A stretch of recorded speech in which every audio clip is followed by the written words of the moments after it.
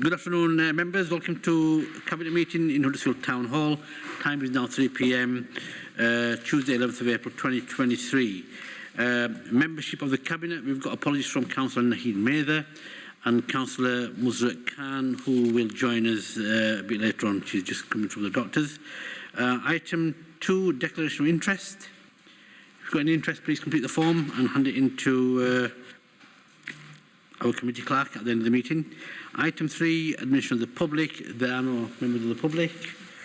Item 4, deputations and petitions. Have we got any deputations and petitions? None received. Thank you very much. Item 5, questions by elected members. Any oral questions? Councillor John Taylor. John, over to you. Feels a bit like last council. When I was the only one asking questions. My first question's to Councillor Turner, and if he can just tell me whether he believes that we have an adequate housing supply for the next 5 years in terms of planning. We haven't got the latest figures, but we desperately need to build more houses. So one of our projects at the moment is to increase the housing supply and increase housing. I haven't got the most up-to-date figures, but they were looking very marginal last time we looked at them. There obviously was a reason for that question. There's an application that's been made to build on Greenbelt in my ward, and the rationale that they're using for building on Greenbelt, the exceptional circumstances they're quoting are quotes from Councillor Turner. So they are referring to an Examiner article which was about the proposals to build, I can remember it's a Little or an Oldie, up Newhay Road in Lindley on the old pub site. Little, and they quote your comments about there being a housing shortage, not just locally but nationally, and are using that as their rationale for arguing that the council isn't able to demonstrate it has a full 5-year supply of housing, and as a consequence is saying that it's going to rely on the Colney Heath argument that because the council is unable to demonstrate it has an adequate supply of housing, they are therefore able to build on areas that aren't allocated in the local plan. Can I just interject before bringing Councillor Turner in? If it's a live planning application, which I'm assuming it is, I don't think that we should be talking about it. And I also understand that the paper might have made a statement based on completely out of context statement that they're trying to link what Graham may have said on a different note. But I don't really want to discuss the application. But if Graham, you want to come in, you're more than free to do something you mentioned. Can I ask the question a bit then? No, that's what I'm saying, John. This is a planning matter, and I don't think it's the right place to... I'm not asking about this planning application. You refer to the planning application that's been put in a green belt. There's a context. Yeah, and that's what I'm saying. And I don't think that that's something that... I don't... Yeah. And that's what I'm worried about, right? Yeah, but as soon as I get a feeling that it might be, I will have to... Yeah, okay. No, so my question is, does Councillor Turner think that perhaps he ought to have been a little more careful with the words that he used when he was speaking about the Little application? Because obviously they're trying to use it in wider context. No. The fact is there is a housing shortage in Kirklees. There is a housing shortage in the country. You may remember under the third Prime Minister back, I think it was, it's difficult to count now, isn't there? There's been that many. They published a white paper which opening sentence says the housing market in Britain is broken, and their own white paper admits that that we have huge housing shortages, not only in Kirklees, mainly in the south east and south west. We know that, but we do have a shortage of houses, as does all local authorities across North. So no, I stand by. We have a problem with housing. We don't build enough houses in Kirklees. We don't build enough houses as a nation, and I stand by that statement. We do not build enough houses to put a decent roof over people's heads. We don't build enough, and that's a fact. So they can interpret it whichever way you like, but that is the fact. We do not build enough houses in this country. End of. And we have that same problem as everybody else. So that's the absolute statement, and it's a statement of fact, not conjecture. No matter what you interpret it, that is a fact. We do not build enough houses across this country at this moment in time. Thank you, Councillor Turner. Councillor John Taylor. And again, just be mindful that we don't want to stray into the application that's live. Councillor Graham Turner has made it very, very clear that his statement was more general, based on the recent white papers. I'm going to ask a different question because I've had my supplementary. So, but if you want to give me another supplementary.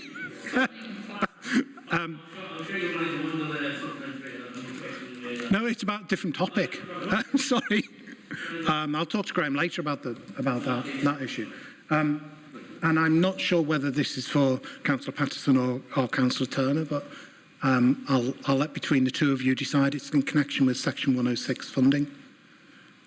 So I have been attempting on behalf of my community to get answers from officers about the use of some Section 106 monies in High Burton that was handed over by the developer when houses were built on Burton Acres Lane. To date, I've had meetings with a variety of officers, including the Strategic Director for Children's Services, to try and get to the bottom of why the funding hasn't yet been released. I have had confirmation from the legal department that there is no legal objection to the monies being released. I have had meetings with Martin Wilby, who has confirmed that there isn't a need for additional school places in the local area. The legal team have told me that the money can be used for other purposes by the local schools. The schools are specifically named in the Section 106 agreement. I had my meeting with the Strategic Director in September last year, and I'm still waiting for an answer as to when these funds will be released to the schools. And we can start to talk to the schools about how the local pupils can benefit from those funds. Now, the problem I have is when we get into 2024, that money is going to be given back to the developer if it hasn't been used. So I'm just wondering if either of you can use your influence, perhaps, to actually get me some answers, because, frankly, I've gone right to the Strategic Director. I've even flagged it to the Chief Executive, and I'm still getting nothing back. That's since September last year. I don't know who'd like to pick that one up.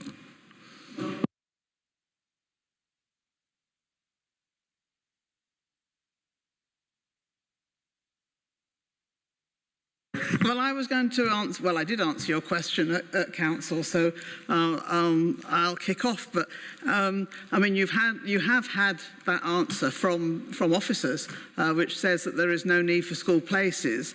And any Section 106 monies attached to any particular application is to deal with the, I mean, and that is, I mean, I don't know the legal advice you've got, but it is about the impact of any particular scheme, housing scheme, on not just the local school, but schools in the area. I mean, and so it's the impact on that school in terms of school places. I mean, I'm not sure what it is that you're particularly wanting, but I mean, if there's no need for school places in the area, and school places or school numbers are going down, so the more places there are available. I mean, there is a particular problem with 106 agreements because, in terms of education monies anyway, because when it's agreed, it's worked out to a formula. And by the time the houses are built, and then by the time children are living in those houses and need school places, the calculations as to that impact might be might be different. But all I can say is it is, I think legally, it is about the impact that a housing development has on local area, not a school, local areas, and B, it shouldn't really be seen as a windfall, as a lottery, which, because, I mean, there's obviously some wards, some schools, which are never going to have any house building anywhere near them, because it's already built up. So it's not an exact science, but certainly nor should it be seen as a lottery gift or anything like that. So the legal advice I've had has been from the council's solicitors. So I've spoken to Julie Muscroft, and Julie Muscroft's team have looked at the specific Section 106 agreement. It specifies in the agreement 2 schools, so it actually names schools, so the monies can only be used for those schools, not for other schools. The wording of the agreement is sufficiently worded that it can be used for other benefits other than the provision of additional school places. That is what we are wanting to explore with the schools. But at the moment, we're getting nothing. We're not allowed to even have those conversations with the schools. So I've done the homework. I've been through legal department. I've got Julie Muscroft involved. She checked it out for me. I've got the emails that confirm that. They have been given to the strategic director. They've had the information. They wanted to just check before releasing the funds that in the last round of school places, there wasn't going to be an additional need for some additional school places at Kirkburton Middle School, which I had confirmation from Martin Wilby that there isn't. So I've done the homework. I've done the work. That we can use it for other than the provision of school places. So as to your point, Councillor Patterson, that it is to the benefit of the children and is as a result of the additional housing that's been built in the area. So I've done all of that work.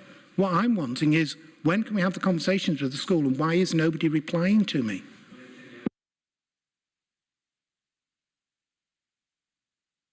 I'm not quite sure. You have been speaking to the strategic director about it, so. She's not replying to me. Just chase it. Yeah, I can chase it. Yeah, certainly. Just to add, John, I think this shows one of the problems of the 106 system. I think the 106 system is in desperate need of overhauling, and you'd like to think with the, alleged planning legislation going through Parliament, we seem to be consulting nearly every other week on a different part of it. So when we'll actually see anything is anybody's guess, if ever. We've just done another consultation actually this morning. It desperately needs looking at, because it's not fit for purpose, I don't think, as a 106, because as Carol rightly points out, you get money for a school, the numbers don't go up, you're stuck with that money. What do you do with it if it's been named for a specific school? So it is challenging, and you're right, developers can claw it back if we're not careful, but we make every effort to make sure that money doesn't get clawed back. But it can be challenging, but that's because it's a calculation, it's not. They're applying a science to what is not really science. We don't know how many children will move in, how many will move out. And they're applying this mathematical formula to it, which I don't think works. And as I said, I desperately hope, if they do get these planning reforms, that 106 contributions in its entirety is looked at, because there's so many anomalies, and it's just not working. And it's not working for the benefit of the residents who get new development on their doorstep. So you've probably got more influence over with me than me with this, John. So you might have a word with your friends in Parliament and ask them to give it some serious thought, because it's definitely not working. And you've got first-hand experience of it not working. I've got another one which is an associated question to do with Section 106, and that is the council's policy on public transport, because that's broken as well. And I'm actually talking about the same housing estate, where the provision is they will be provided with one Metro card per household for 1 year, and the money for all of that is handed over by the developer, given to Metro, and it sits there. On that estate, there was only one house that came forward that actually and they wanted 2 Metro cards, husband and wife. We're told they could only have 1. And the rest of the money was given back to the developer. Now these are, in this particular estate, it's your big 3-4 bedroomed houses with 2 cars parked outside and a bus that comes past once every blue moon. It was never ever going to be a suitable use of the funds. So that's a Kirklees policy. That's not a national policy. So could I ask Councillor Turner if he will agree with me that that needs looking at by Kirklees, never mind by the government? I'm not really going to disagree with you. I've always had a thing that the Metro system as part of planning has never been effective and never worked.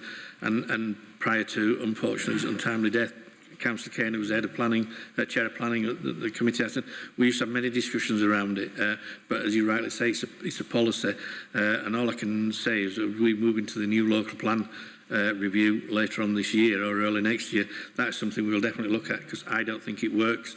I don't think the developers think it works. I'm not even sure Metro think it works. It definitely needs something looking at. But as I said, until we get to that point where we can review it, we'll stick with it. But we'll definitely form part of the review. And as I say, a lot of people involved in planning don't believe it's delivering effectively for the residents, for one thing, and there are probably better one. That's what I said. There's probably better methods of taking money out of developers through the 106 process than we currently have. So yes, you're absolutely right, it needs looking at, and I don't think it's delivering for the residents. I just add really, and as Councillor Patterson knows, we were had planning committee last week where we had this very same issue, and we had a debate about how we should apply the element of section 106, and within there was the sort of MetroCard and a number of other things, and we decided as a committee that instead of doing that, we would be using that money to put in an element within the conditions for education instead. So I believe that at planning stage, planning committees, we were able to do that, and that was the advice we had from officers at that time. So we were able to look at the suggestions that had come through in terms of the development. Now, to be fair, that was based on, it may be different because that was based on the viability issue, so not the full policy couldn't be applied anyway. So maybe that was the reason we were able to do it. And in memory, it's the first time I can recall doing it, but just for reference, we were able to do that. And maybe something that's worth following up anyway. But I do agree it needs a review as well. just to supplement, all I would say is I'm not sure the developers don't like it because they always seem to get the money back. So they probably do like it, to be honest. Some developers then. Okay, John, is that your question? Thank you very much. Don't encourage him. Don't encourage him. You know, because... Anyway, members, can we move on to item 6, Safe and Inclusive Community Fund? Councillor Carol Patterson. Yes, thank you, Chair. I mean, this report introduces a policy and process for a Safe and Inclusive Communities Fund. Every 5 years, we agree a communities partnership plan, which has various priorities or themes within it. The current one runs from 22 to 27. And every year, as well, we receive various funding from various bodies, but such as the West Yorkshire Combined Authority, from the Home Office, from Safer Streets, from the Police's Violent Reduction Unit, to spend on projects or within the voluntary sector to meet those priorities and themes. And unfortunately, it's usually very short-term funding, it's very last-minute funding, and it is only, as I say, short-term, i.e. for only to be spent within the financial year. So this policy and process is about making sure that that funding, which can be up to £1 million, is better spent more effectively and more efficiently, and is about meeting those themes within our community partnership plan. It builds on work that we already do within the council with the Community Plus Fund, and elected members will be invited to take part in discussions as to what projects and how this money should be spent. And also, it is intended that the Community Investment Fund as well will work in the same way and alongside this money, basically meaning that the whole of the voluntary sector will be able to bid more efficiently and effectively for this money, or to carry out projects to meet the themes that the priorities that our community partnership have decided. So, I mean, that's all that there is here today. There's a lot of it in terms of appendices, but that is the entire fund policy and the process. So it's here for our approval today. Thank you. Thank you, Carol Patterson. Councillor Carol Patterson, I'd like to second that. Any questions or comments from any members? Councillor John Taylor. It's a general question, to be honest. I mean, this is really good, but how are we going to manage to communicate its availability to the communities, really, Carol? I mean, it's a difficult. Well, it's difficult in as far as we are at the behest of when the funding body releases the funds or announces that they're going to be available. But one of the reasons for having this policy in place is so that the community and voluntary sector are aware that this is likely to happen. And when it does, then there's all sorts of different mechanisms through third sector leaders, through different communication channels that they will find out about this. But they will, individual projects or funding opportunities. But because the policy is there in place, they will know that there is the potential for this money to come, because it does come year on year. It's not new money that we've not seen before. It's just using existing funds which come in a very haphazard way often and trying to make better use of them. Thank you, Councillor Carroll-Paterson. Any more questions from anybody? Councillor Kendrick, Viv? Thank you very much, Chair. Just to say I fully support this, you know, the ridiculousness of having short-term funding arriving and we're trying to set up an infrastructure. It means we're not timely. This is a central point which the voluntary sector and the individual groups and community groups are aware of, and it will mean that we can react and distribute things in a much more effective way. So I absolutely support this report.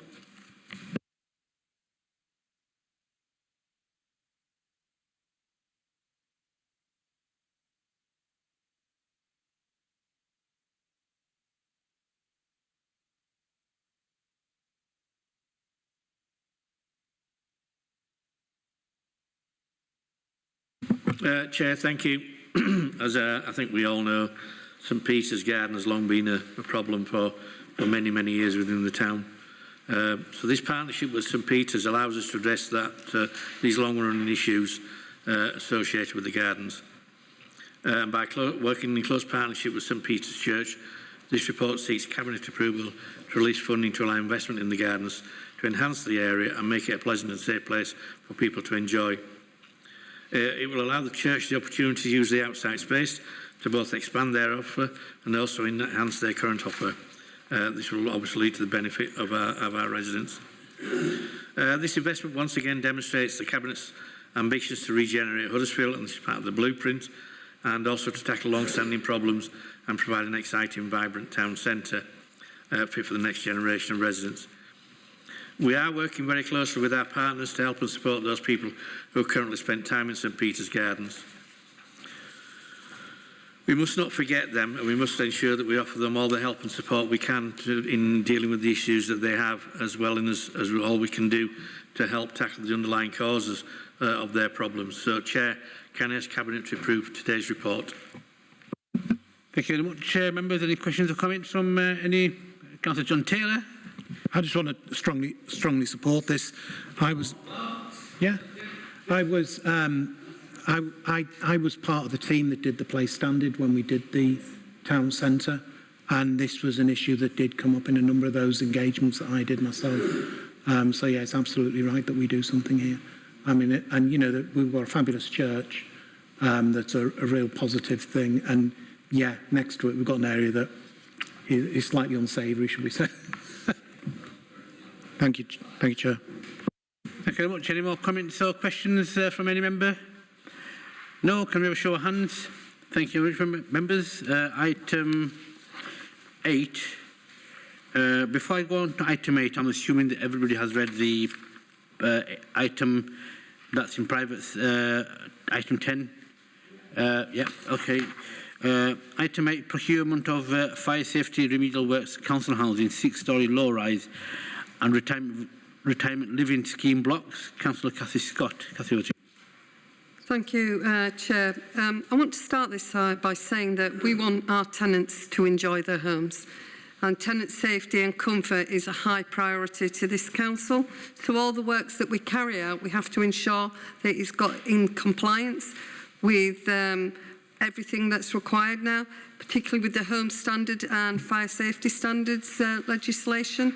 So in bringing this paper, with that in mind, I'm asking Cabinet if you would approve the revised approach to the procurement of the delivery of the fire safety remedial works of the 6-storey, low-rise and retirement living scheme blocks. And also, I ask you today to endorse the direct award of the contract of Hebden Court and Buckton Court to Fortum Solutions Limited. Members, you will recall that the approval was given to award the contract for the works to the council low-rise blocks in April 2022. However, through the pre-contract discussions, it became apparent that we could not proceed since further changes to the contract clauses requested by a successful bidder would not comply with the procurement regulations. A revised approach has been developed, and since then, the original low-rise package of works have been separated into 3 distinct categories. We've got the 6-storey, the retirement living schemes, and the 2, 3 and 4-storey blocks. The first package of these, which caters for the 2 6-storey blocks, is Hebden Court and Buckton Court. Is now ready to award. It's now ready to award, and it's proposed that this directly is awarded to Fortum, as I mentioned earlier, as the original preferred bidder, with the beginning date to start in July 2023. The remaining 6-storey blocks will be competitively tendered in 4 further phases, with the delivery of the final phase in 28-29. The low-rise blocks will be tendered in July, with works anticipated to start in April 2024. The retirement living schemes, that's 18 of them, will currently be surveyed, and we anticipate a final report will be ready in February 2024, following specifications and tenders which will be drawn up, and the procurement of these contracts will be by December 2024. The strategy that we're using demonstrates that the tenant safety is at the utmost, and it continues to be the top priority of investment in our council stock. I ask members to endorse this recommendation as set out in paragraph 7 of this report. Thank you. Thank you very much, Councillor Cathy Scott. Any comments or questions on that report? No? Thank you very much. Can we have a show of hands? And thank you, member. Thank you. That's the meeting. Thank you very much. Thank you. We'll reconvene in the next year.